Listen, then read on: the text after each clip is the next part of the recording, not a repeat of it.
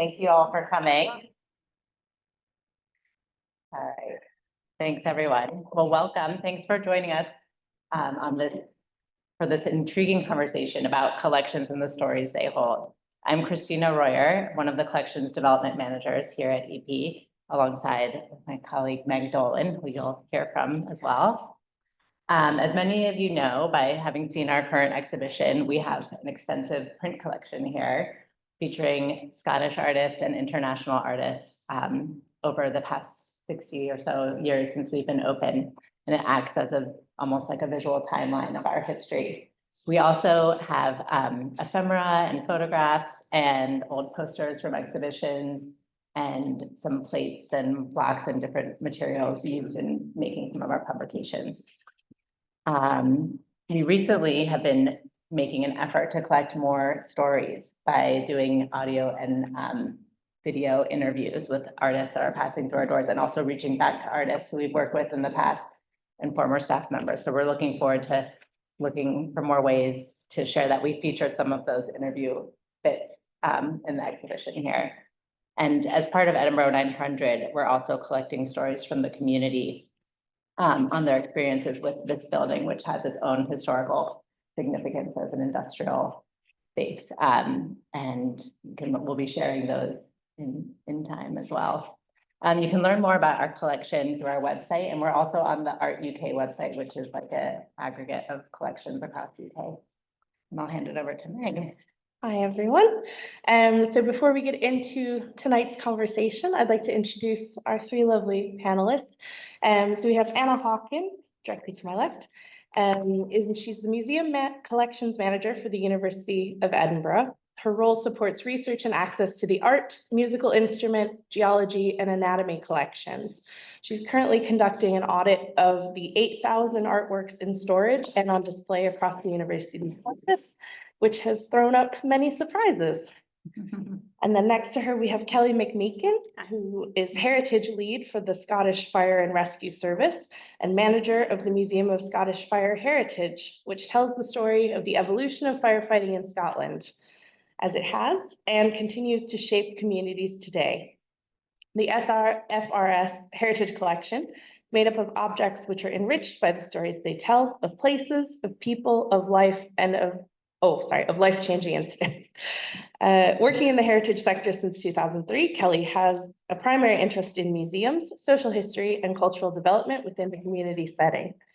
Having just opened its doors in 2023, the museum is the youngest institution on our panel. And then at the end, last but not least, we have Andrew James, who's Learning Manager at Historic Environment Scotland. He holds an MPhil from Glasgow School of Art and has worked as a museum educator at institutions including the Frank Lloyd Wright Home and Studio, which is actually 10 minutes down the road from where I grew up, funnily enough. The Crafts Council, Estric Collection of Modern Italian Art, East Lothian Museums, and the Royal Commission on Ancient and Historical Monuments of Scotland. He has a particular interest in digital archives and in related fields such as copyright, licensing, and accessibility. Historic Environment Scotland's SCRAN collection, which is now Trove, which we can ask you about later, was established in 1996 and is the Scottish online resource for educational use by the public, presenting nearly 500,000 still and moving images and sounds contributed by over 300 museums, galleries, archives, and the media. So you could all give a warm welcome to our panelists. Well, let's get started. I just wanted to mention that we'll have some time at the end for questions. So if you think of any, just keep them in mind for then. And if you're viewing online, you can type questions into the chat, and Roseanne here will be able to bring them forward. Well, I'm just going to start with a kind of open-ended question for all of you, which is, how does storytelling come into play in your role as a collection manager? Might want to start. I mean, I can go first because I'm a bit left field when it comes to storytelling. So obviously working from the University of Edinburgh, it's not a traditional museum. We don't have, we've got one exhibition space that we feed into, but we don't traditionally have spaces around to tell stories. But one of the fascinating things about my work is working directly with artists And one of the ways we unpick stories around objects in our collection is actually through things like commissioning agreements or purchase agreements and things like that. So we work very closely with artists who have a very particular interest in some of the museum practices.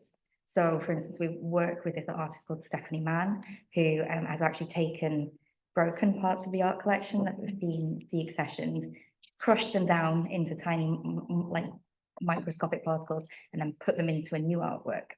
And so the interest isn't just the final object, but the processes and explaining all that and the documentation around it. And she's also very interested in what it means to be in a university collection and what it means for her artwork just to be sat on a shelf in storage.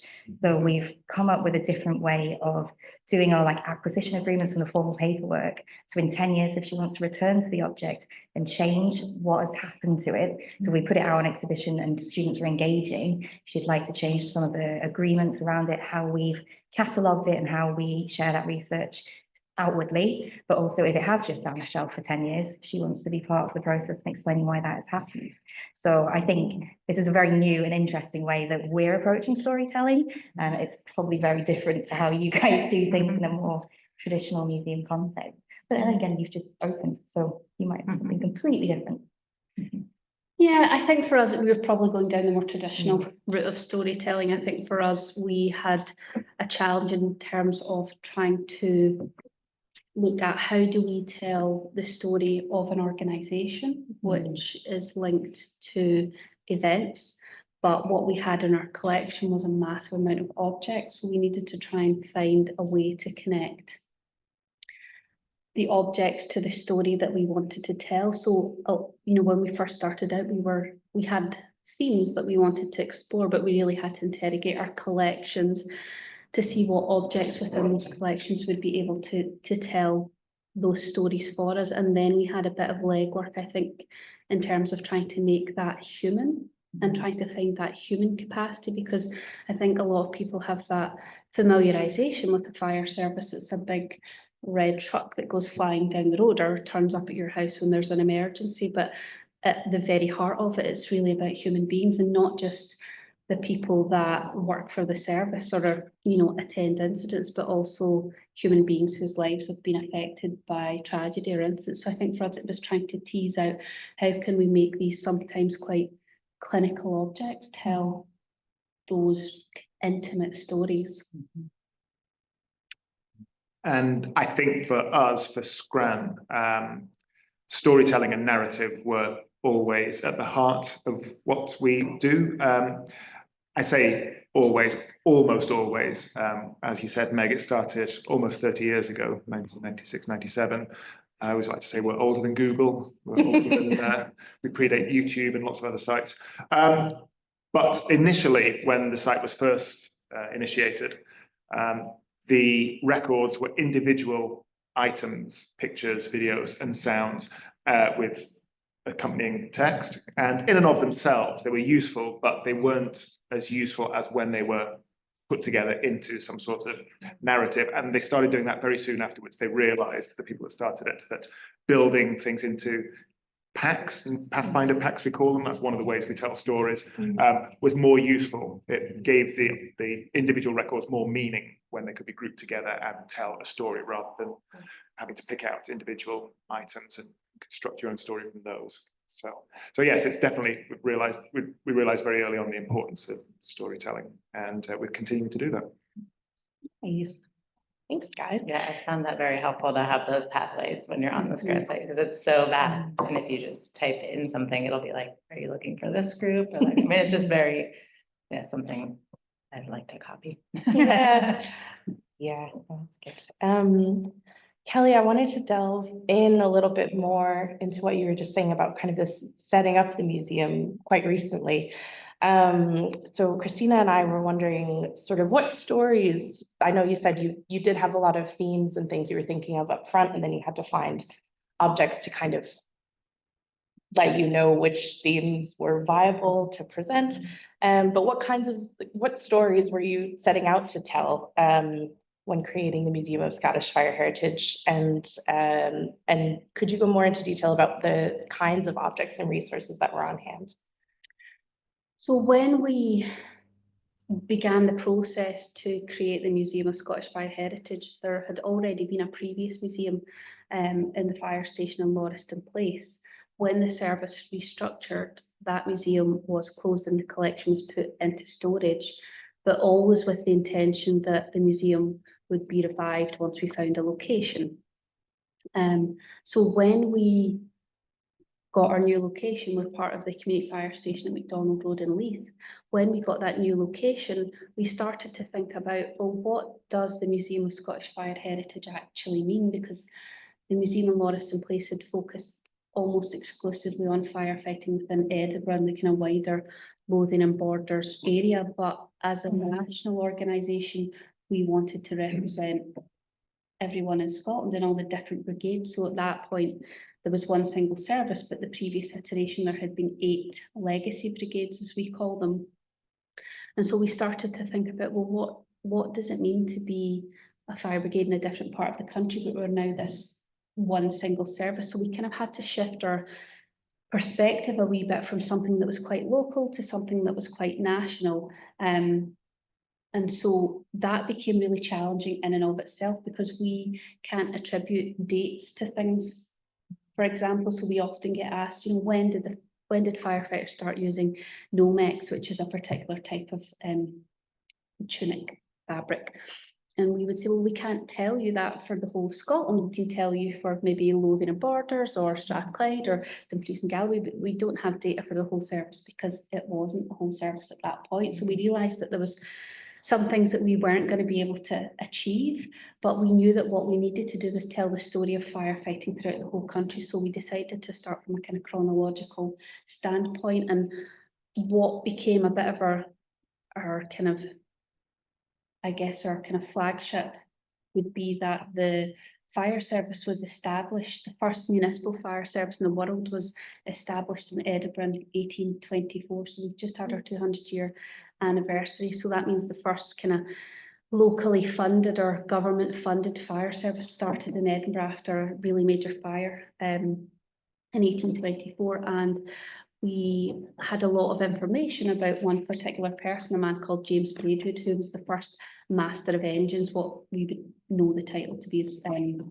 chief officer today. He was pivotal in bringing together a lot of disparate training methodology and a lack of structure, and kind of bringing together what we now know as a kind of modern day fire service. He brought in training methodology, he brought in recruitment process that didn't really exist before, so he brought a structure, and a lot of the structure that he brought into place at that time still exists today. So for example, there's one person in control on the fire ground, which is when there's an active fire. That still happens today. He brought that in 200 years ago because it was necessary and needed, and it works, and it still works, and it hasn't changed. So we knew that we had kind of strong and interesting points within the collection. We also knew that we had really interesting objects, but it was kind of trying to marry them up. So we started looking at a kind of chronological, how did this evolve? Where did it come from? You know, we started with fire insurance brigades, which were private brigades. We moved into Braidwood. So it kind of actually evolved quite naturally, and we ended up at where the service is now. So we started looking at our object store. We have a lot of objects, uniforms, operational equipment, appliances, which the public would know as like a fire engine, essentially. So we knew that we had those interesting objects, but it was trying to dig beneath that and just, right, okay, this is an appliance from 1960, but what's interesting about it? And we really had to start finding out, and that's where we started engaging with a lot of our volunteers and people that had been in the service before, because a lot of information about the fire service is passed on from person to person, and it's anecdotal. A lot of our collection has grown organically from people who love the subject matter, love being in the service, and have collected that stuff, and we've come along sometime later and have, you know, brought, I guess, a bit more formality to it. So that's kind of where we've evolved from. Nice, thank you. Well, I've got a question for Anna. Oh.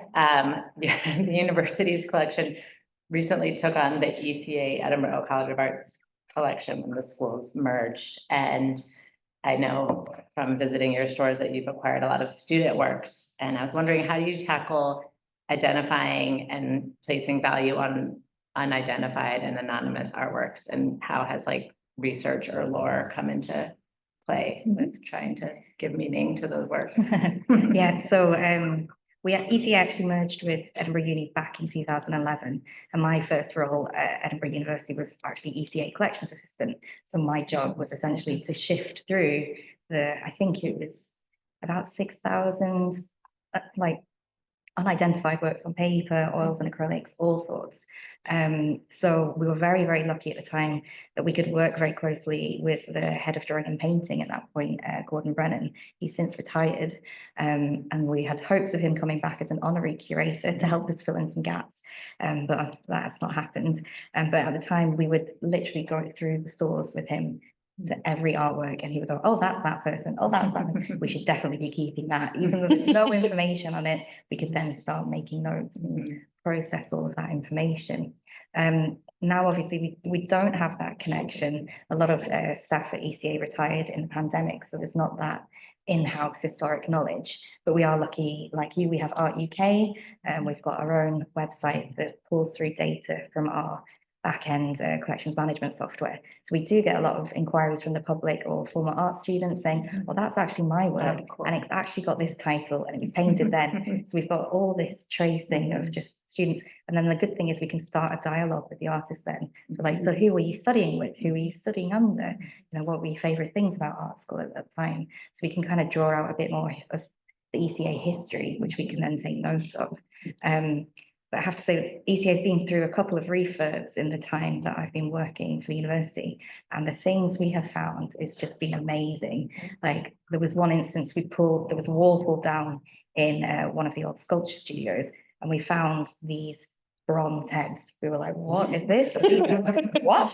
And it turns out it was an old head of sculpture who had created these fake Benin heads, essentially. And the story went, we heard about it because we were making inquiries, and the story went back in the 60s, he'd made these objects and then sealed them behind the wall himself, because it was just some crazy thing he decided to do. And then there was another refurbishment, I think in the 80s, it was uncovered. Somebody knew the history. They were like, no, we should be keeping them in there. He's done this with intent. So they get sealed back up. And then nobody looks at them again until 2015, 2014, 2015, when we uncover them again. Unfortunately, we weren't allowed to put the wall back in place. I would have loved to have kept that going, just get that documented somewhere in the archive.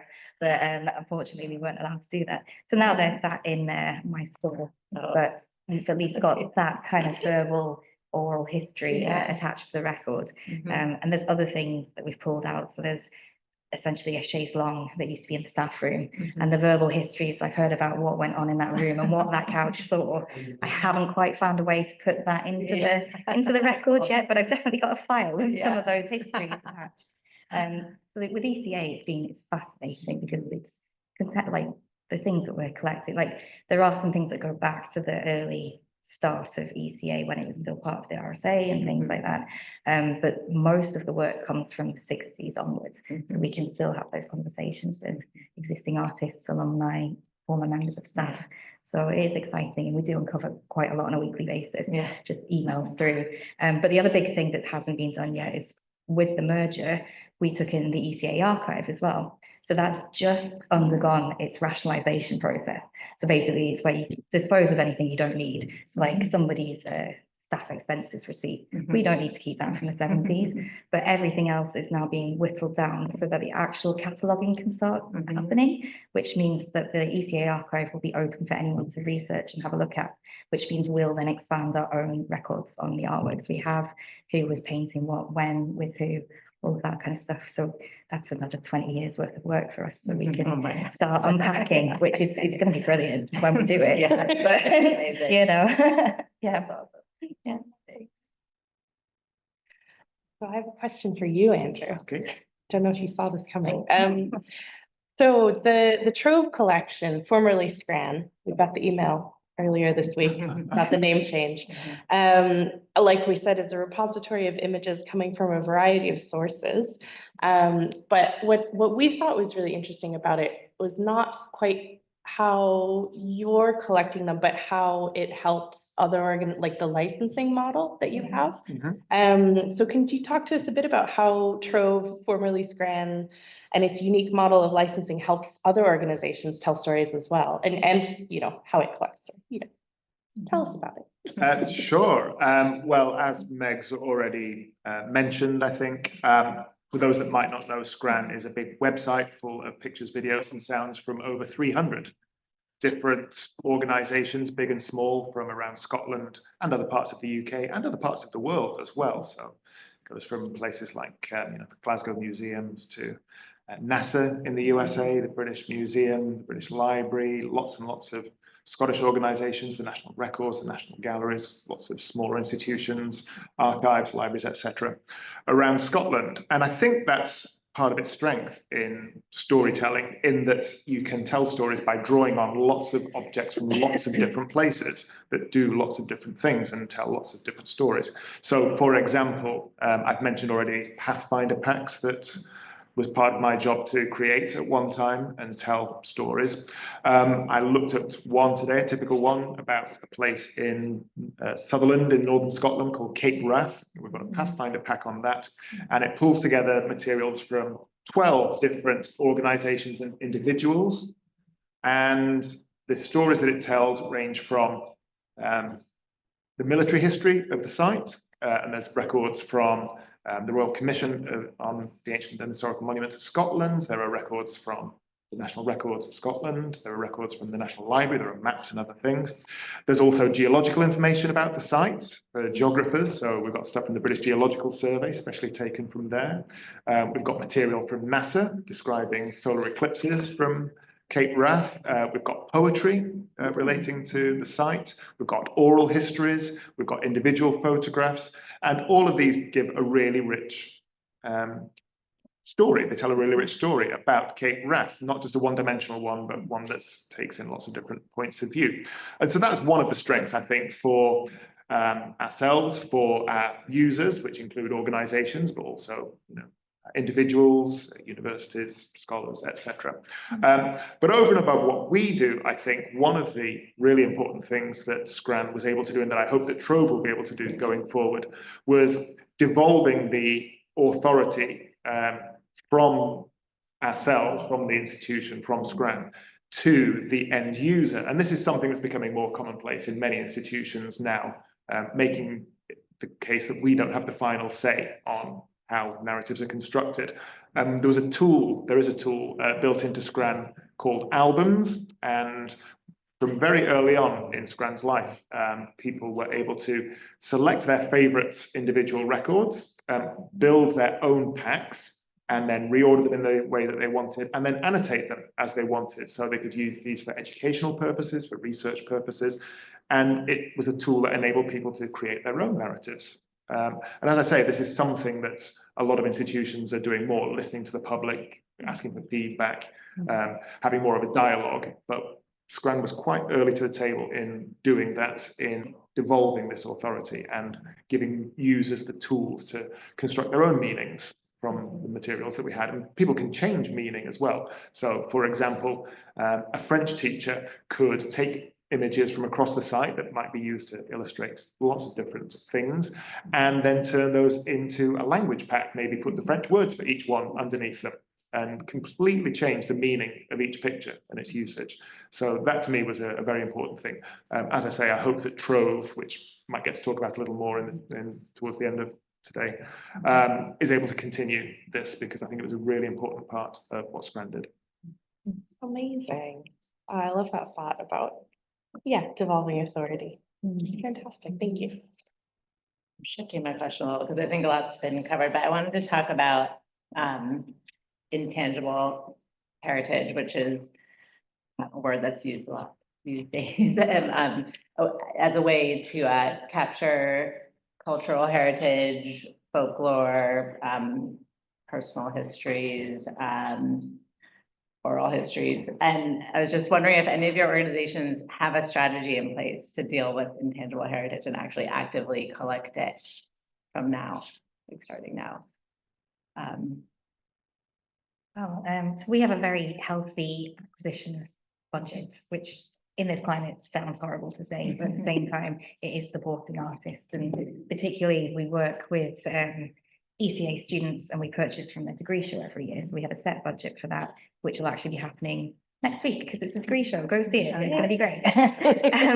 But as part of that, as well as our usual acquisition documentations where they're transferring title and ownership to us as the purchasers, we send out an artist questionnaire to each of the students. And we have two versions of this. We have one that is tailored specifically for the degree show students who are obviously early career, and maybe haven't thought of some of the processes around their work or the materials they use or the longevity or anything like that. So we dive deep into that kind of thing and what they want that work to say, and what they've learned in the past 4 years and how they've changed as an artist from the very start of ECA through to the degree show. We also ask them what it means to them to be collected by the university, because some of them have very, very mixed feelings around it. But we also use the purchasing as an opportunity to teach them the value of their work. So a lot of them underprice themselves because they just think it's about the materials. So we talk to them about, well, how long has this taken you to make? You know, we want to explore all of that. We want to make sure you're paid fairly for your time, your work and the materials. So that's one set of questionnaires we do. When we're working with more established artists, we tailor the questions specifically around their artwork, around their wider practice, and sometimes within our commissioning agreements and things like that, we write in that we might come back and interview them again in 10 years to see whether their perception of that work has changed. But one thing that we would really, really love to do is start doing more either audio or video recording, so we can actually get the feel for an artist, potentially if it's an installation in that space. It's a bit tricky to do because we've got a very small digital unit who focus more on images rather than the video work, but it's something that we're trying to explore. And so we're still picking through that. But the other thing, I had something else I wanted to say. Oh yeah, you mentioned it earlier about talking to staff involved with the institutions. So another thing we would like to do, particularly given people are retiring, is do oral histories with big name members of staff, not just for ECA, but for the university itself, because what we would like to do is show the history of collecting practice at Edinburgh, because obviously back in the 60s, very, very different with the Pictures Committee, where it's just for decorative purchases, to now where we're like actively creating feminist and contemporary art collections. And as our three curators are all women, and then there's me as a female collections manager. So we want to be able to show why practice has changed, but also show ourselves within that too. We don't want to skew history too much and go like, well, we were just doing this because we quite like the picture. We're like, no, we're actually talking to these people, like Talbot Rice that's inputting, or the art school, or history of art. So we'd like to be more transparent about that kind of thing. It's still early days. Well, yeah. I can say also that we've got quite a strong intangible cultural heritage policy. It's online, you can read it yourselves, and it's really good, I think, at capturing why we need an ICH policy, and it recognises that there are people whose stories we haven't been telling in the past. The predecessor organisations to Historic Environment Scotland, I think, were a little more objective in their collecting. They were about recording, they were about buildings, they were about things that you could touch, and there wasn't a lot of room for more personal stories. There wasn't a lot of room for subjective material.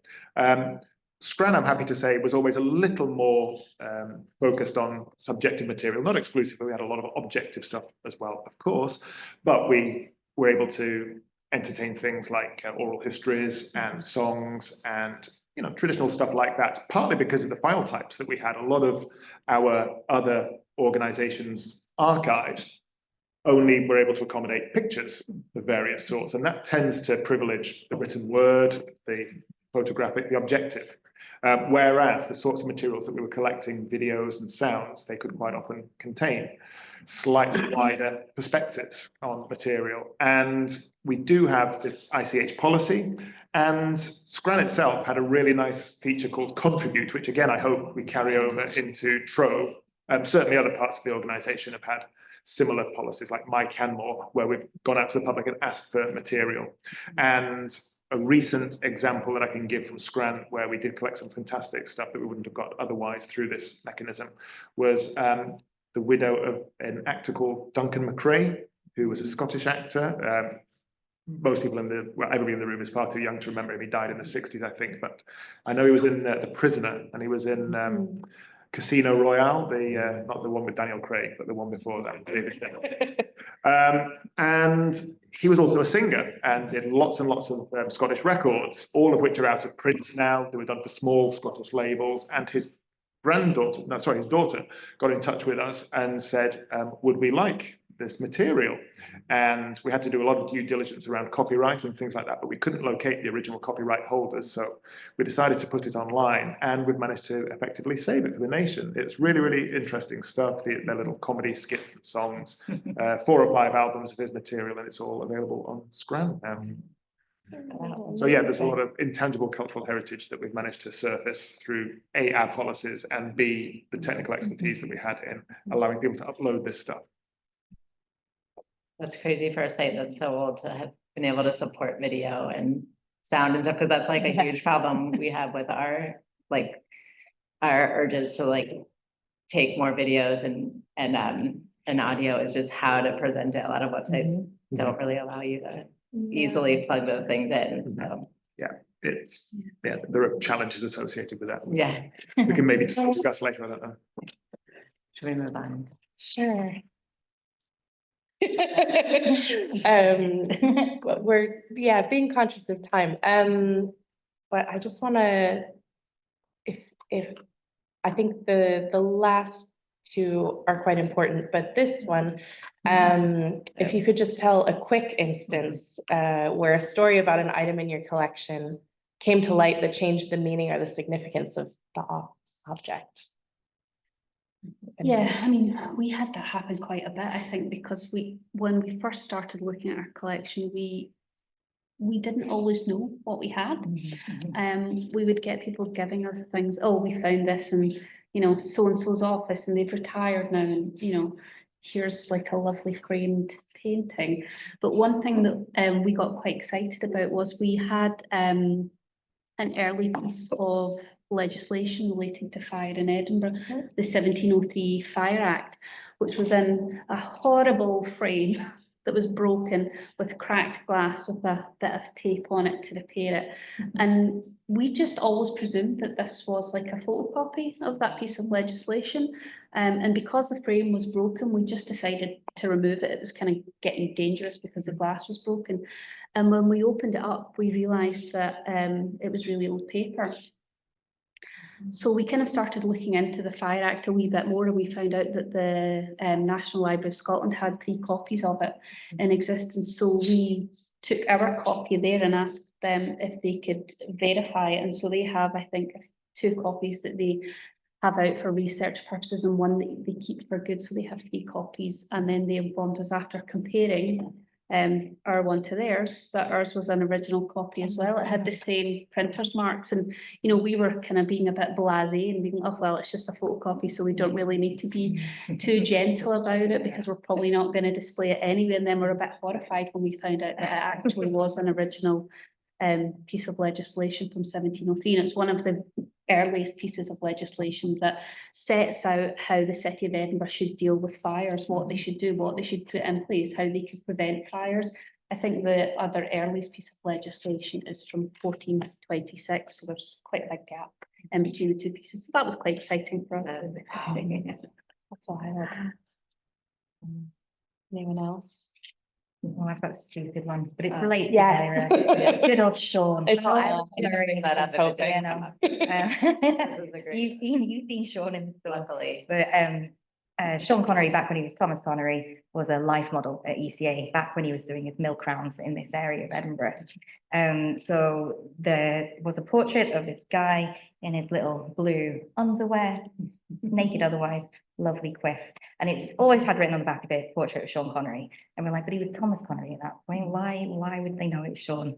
And then through some archival research, we actually found Thomas Connery's signed contract to be a life model. So we could tie up the dates of the painting, tie up the dates with the contract and we go, oh yeah, that is Sean Connery. Should maybe change the title back to Thomas Connery as he signed at the time. But it also means that now, as we've been working through the works on paper, we have found many, many more Sean, and it all ties in with the dates that he would be a student there. But it's a nice example of just the archive and the art collection coming together and just proving something that people just, oh yeah, that looks a bit like Sean Connery. Yeah. We'll just play it like that. You know, that's a silly one. So cool. And I do want to say I did a degree at ECA, but before I did that, I did a degree at the history school.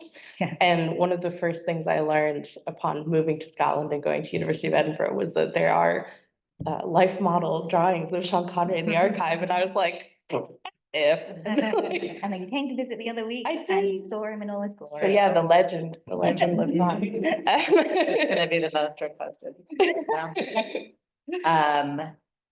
On to something a little more serious. It's, a lot of collections are trying to be more transparent about their histories. I was just wondering how, if any of you have to deal with difficult stories within your collections, how do you deal with it? This could be like a history of colonialism, classism, violence, racism, anything that's like a little bit tricky to navigate within your collections. Do any of you have any sensitive subjects or anything? I can go first if you'd like. Like I've got to be politically sensitive in what I say. How do I phrase what I want to say? Well, Gran and Trove's parent organisation, Historic Environment Scotland, commissioned a report recently into our properties in care, we call them, the castles and the standing stones and the abbeys, etc., that we look after. And we commissioned a report a couple of years ago into the links that they have with empire. And quite a few came to light, and a lot of them were very surprising, especially when you consider that most of the things that we look after predate the idea of the British Empire. But a lot of them have connections in that they were quite often owned by people who might have had connections to plantations, slavery.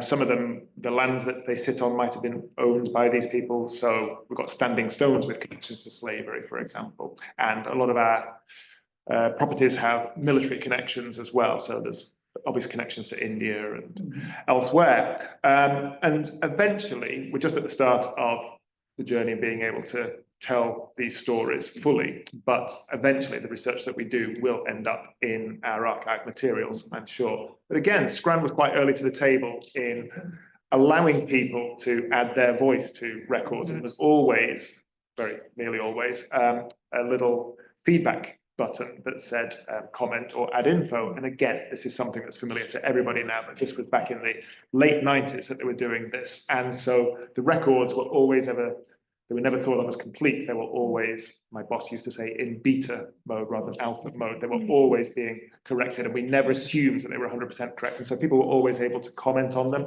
add information.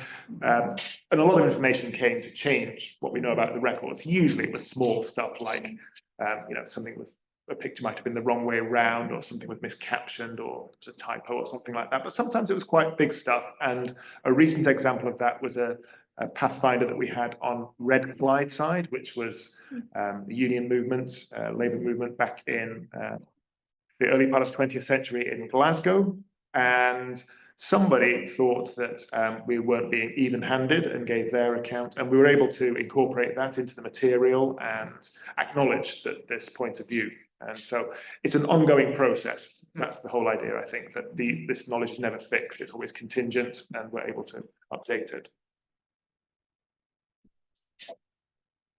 I think in our site, one of the challenging subjects that we have to deal with is death, and death of firefighters and death of members of the public at incidents. And so that's always kind of really woven through the entire story. There's not really a way for us to get away from it. But as an organisation, we're very keen on taking that time to recognise particularly firefighters that went out to work one day and never made it home. So we have a section that's all about the really challenging nature of the job. And I think for us, we tried to be as sensitive as we could with the subject matter in terms of placement in the gallery. So we have a very small gallery, and we also have a very large family audience, but we also knew that this was a place that families would come if they had a member who maybe had been injured or died whilst in service as well. So we were thinking, how do we manage those two things? And on a really base level, one of the best things we could do was physically separate the two things at the furthest opposite ends of the gallery. So we have a large section for kids to try on, and you know, there's lots of different kids activities dotted throughout, but the uniform try on is a very noisy, very lively part of the space. And it just kind of sits in kind of contrast, I think, to that display that's about that more challenging nature of the job, but we still wanted to incorporate that into the space, because at the end of the day, these are human beings that went out to work one day, they had friends and family and, you know, plans for the future, and they didn't make it home. So we always want to make that point of reflecting those stories. And we don't have a roll of honour, which is a question we get quite often. Why is there not a roll of honour in the museum? And essentially, we don't have a roll of honour in the museum because we don't feel like that's the right place for people to be reflected. There needs to be a national memorial site where that will happen, and I think that's something that the service is working on within the future. But within the gallery, what we want to do is say, here are the stories, here are the people, here are objects that relate to these people. These were major incidents, or, you know, this is an individual who, you know, just went to work one day and didn't make it home. And I think it's that being sensitive to the breadth of people that you will have into your gallery. And we've had family members of people who are maybe referenced in some of those displays come in, make themselves known to staff and say, how am I going to be when I go into that space? Is there anything that's going to be particularly confronting for me that I need to prepare myself with? And we're always open to have that conversation. But it is something that when you work as part of an emergency services organisation, it's going to be at the forefront of, you know, your collections, your stories and your people. So I think it's about finding a process that you're comfortable with to highlight those stories in a sensitive way. No, I was just going to say, obviously with the university, such an old institution, cannot get away from some of the figures that have financially input into the university, all those ties to slavery. Obviously, some of the collections have been collected in a way that we would never do now. There's such a lot to unpick in the university setting. What has happened in the past couple of years is an academic-led group is leading a race review. So they'll be looking at how we explore the history of the university and how we present those histories to make it explicit who these people were. Yes, they were important to the university, but that doesn't, you can't lose the fact that some of them were terrible, terrible people. Another project that's happening within Old College, which is like the university centre point, obviously there are so many displays of white male portraiture, busts and things like that. So the project called the Old College Project, which has a project curator post, Claire Walsh, and she is currently working on phase 2 of that project, which is to review and consult with the users of those spaces as to what can happen again to interrogate them, whether it's actually better to keep all these portraits up in certain places and then use them as teaching spaces to talk about the histories, to talk about even just portraiture and the collection of it at the university. What we're hoping that leads to after the 2-year period of review is potentially some new collecting, so we can change those spaces physically, or again, whether it's interpretation that's needed, whether that's physically in the space, or how we make that information available publicly online, potentially, how we maybe change how we're cataloguing information on the databases. Again, that's going to involve quite a lot of archival research. And one thing that has happened within the space as the first phase of the project was we took down quite a bit of portraiture in the Playfair staircase and replaced it with 10 years of contemporary collecting, just to give users an idea of where the collection's moving to. And, you know, some of it is things we purchased from here, which is very nice. But it's just to try and disrupt that idea of this space has to stay the same because it's historic to the university and you can't interrogate it. Where actually, if they want to make change and it's meaningful, it's not just about getting somebody to create another portrait of a member of staff that's maybe underrepresented, but it's actually about creating new ways of presenting the university and focusing on different groups and things like that. It's very complicated at the moment, but I do know that the race review, when we finally get the report from that, that is definitely going to change how we collect, display and present information from the get-go. So it's going to be a great period of change, I think, over the next few years, but it's needed. Yeah, It's going to be fascinating. nice. Yeah, definitely. Amazing. All right, I'm conscious of time, so I think we want to open it up to any questions from anyone in the audience, or has anyone put anything in online?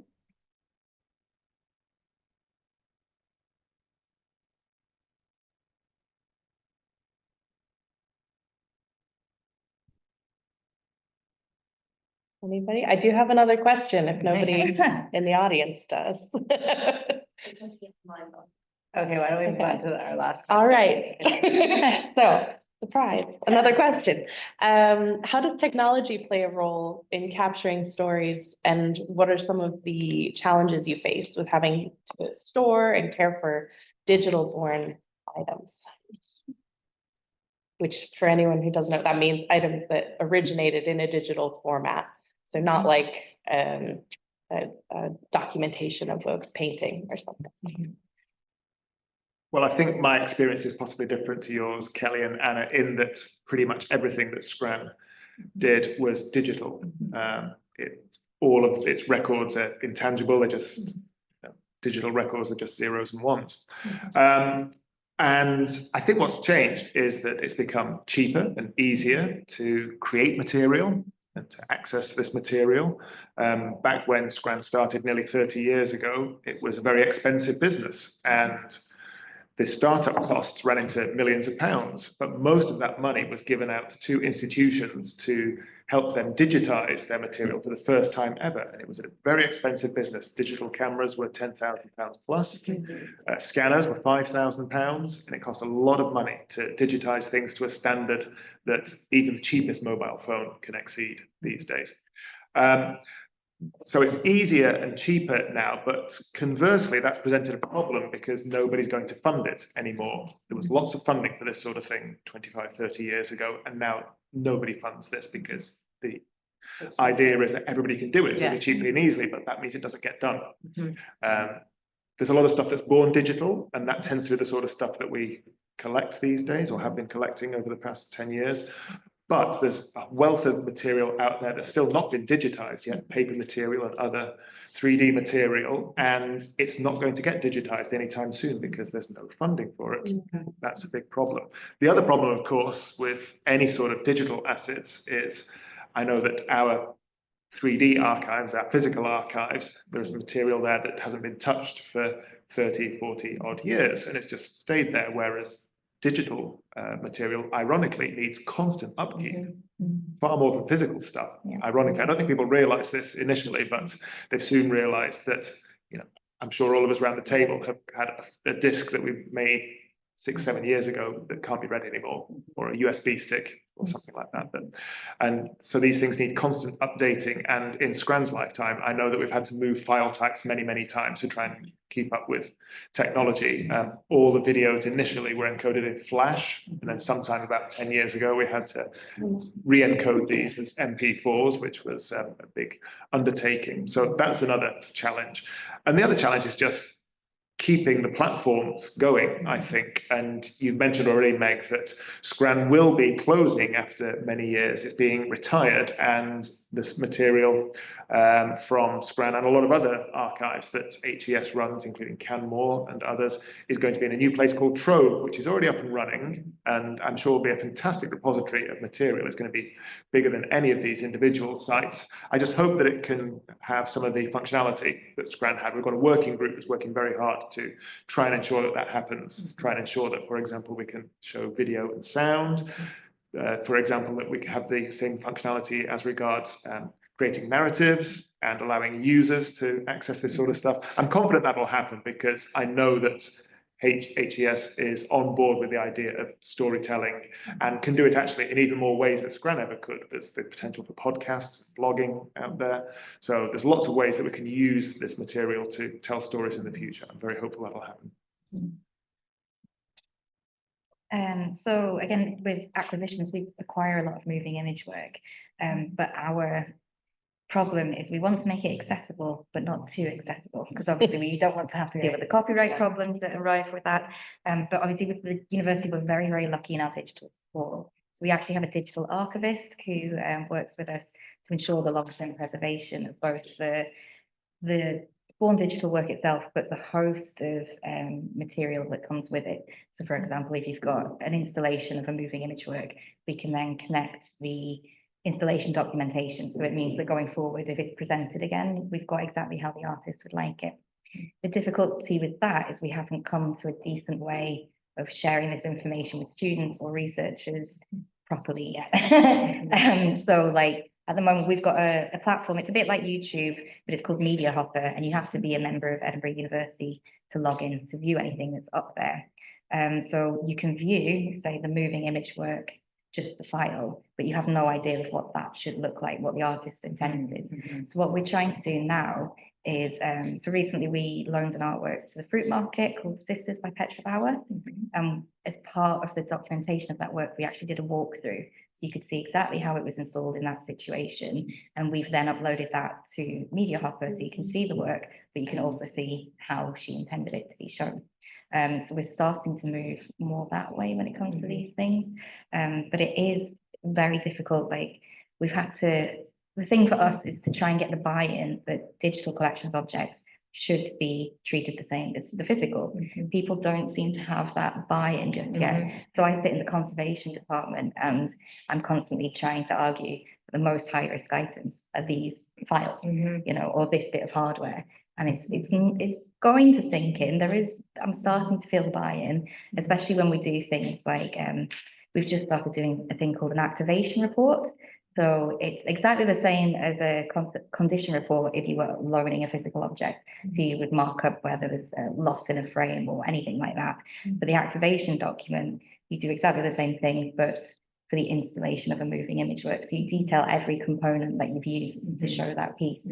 And then again, it sits with a suite of photography or another piece of film, so that going forward, people understand every time it's shown, it should be like this. So we're starting to get the buy-in by treating it that way, by saying we do the same processes.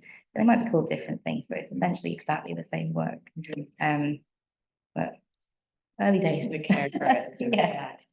I agree with what you're saying about buy-in. So the Museum of Scottish Fire Heritage operates as a museum, but it's also its parent organisation as a statutory body, and a museum is not really part of the core business of that statutory body. So we have a lot of work to do, I think, in terms of advocating, not just for digital collections, but for collections overall.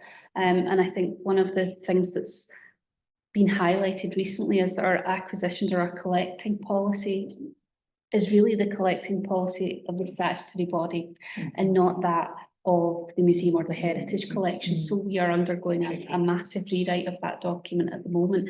And one of the things that we've been chatting about is how do we incorporate that collecting digital items? How is that reflected in that process and in that policy? And I think that's something that, you know, within the service, we're very much still grappling with that. And so I'll let you all know. I think it's going to be a stepped process for us, as opposed to doing everything. We'll do what we can with the material that we have at the moment, and then we'll probably look at what does that look like as we start to collect more of these types of resources. We're a really small team of 3 people, with a cohort of very dedicated volunteers, but definitely a lack of experience in that area, I would say. Oh, lovely. Well, if no one has thought of any questions, nobody online. All right. Thank you all so much. This was wonderful. We have a